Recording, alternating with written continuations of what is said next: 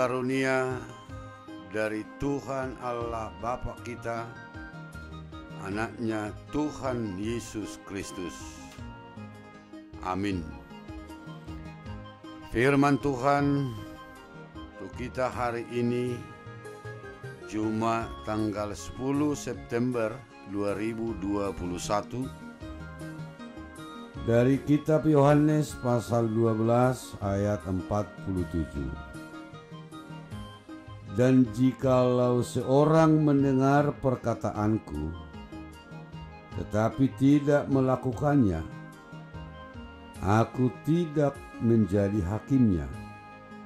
Sebab aku datang bukan untuk menghakimi dunia, melainkan untuk menyelamatkannya.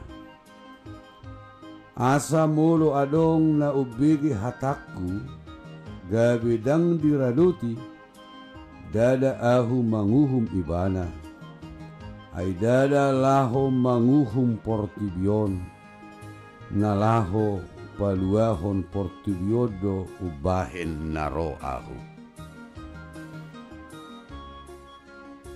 Siapakah Tuhan bagi kita? Ada orang yang menganggap Tuhan itu sebagai suatu sosok yang kejam dan seram, penghukum bagi orang-orang yang berbuat dosa. Ada juga orang yang menganggap Tuhan itu sebagai sosok yang jauh dan tidak dikenalnya. Tetapi bagi kita, Tuhan itu adalah sosok yang penuh kasih, dan Dia bukan Allah yang jauh, tetapi adalah Allah yang menampakkan diri sama seperti kita, yaitu dalam sosok diri Yesus, Putra Allah yang telah menjadi manusia. Allah mengutus Yesus ke dunia ini untuk menyelamatkan manusia dan memulihkan hubungannya dengan Allah yang telah terputus sejak manusia pertama jatuh dalam dosa. Jadi jelas Allah menghadirkan Yesus ke dunia berdasarkan kasih. Ia tahu bahwa manusia memang berdosa, tetapi dengan kasih-Nya Ia mengambil inisiatif untuk memulihkan hubungannya dengan manusia yang telah terputus itu. Yesus tak datang sebagai hakim yang menjebloskan manusia dalam penjara kegelapan. Sebaliknya Ia datang untuk menyelamatkannya, untuk menarik manusia dari segala alam kekelaman yang meliliti. Dan itulah makna dan tujuan kedatangan Yesus ke dunia. Karena itu kita tidak perlu takut dan segan kepada Yesus, karena Ia datang ke dunia ini bukan untuk menghakimi, mencari kesalahan kita dan lalu menghukumnya. Yesus datang malah untuk menawarkan keselamatan, dan Ia pun tidak memaksakan kehendaknya. Ia hanya mengulurkan tangannya dan membiarkan kita untuk menembutnya. Sekali lagi, Dia tidak pernah memaksakan kehendaknya. Inisiatif sekarang ada di dalam diri kita. Apakah kita mau menyambut uluran tangan Yesus? Dan dari kita pun akan diangkatnya dan diselamatkan dari dosa.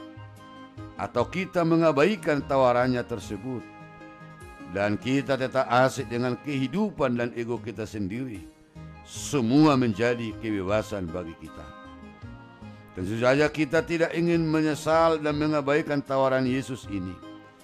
Karena itu Bapak, Ibu, Saudara-saudara, marilah datang kepadanya dan segeralah menyambut uluran tangannya.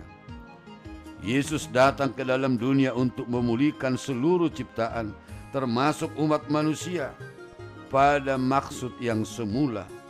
Dan Ia menyebut dirinya sebagai terang. Yesus berkata, Aku telah datang ke dalam dunia sebagai terang, supaya setiap orang yang percaya kepada Aku jangan tinggal di dalam kegelapan.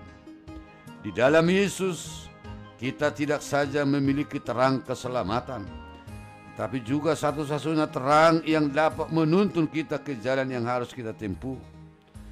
Jalannya di tengah gelapnya dunia kita.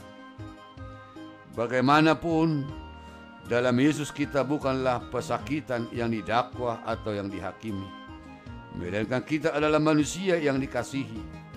Dalam Yesus, Allah kita adalah Allah kasih dan sumber terang. Karena itulah kita selalu dipanggil untuk kembali hidup dalam kasih dan terang. Amin.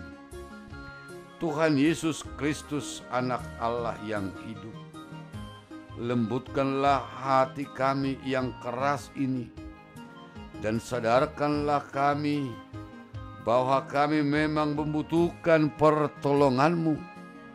Engkau datang membawa keselamatan.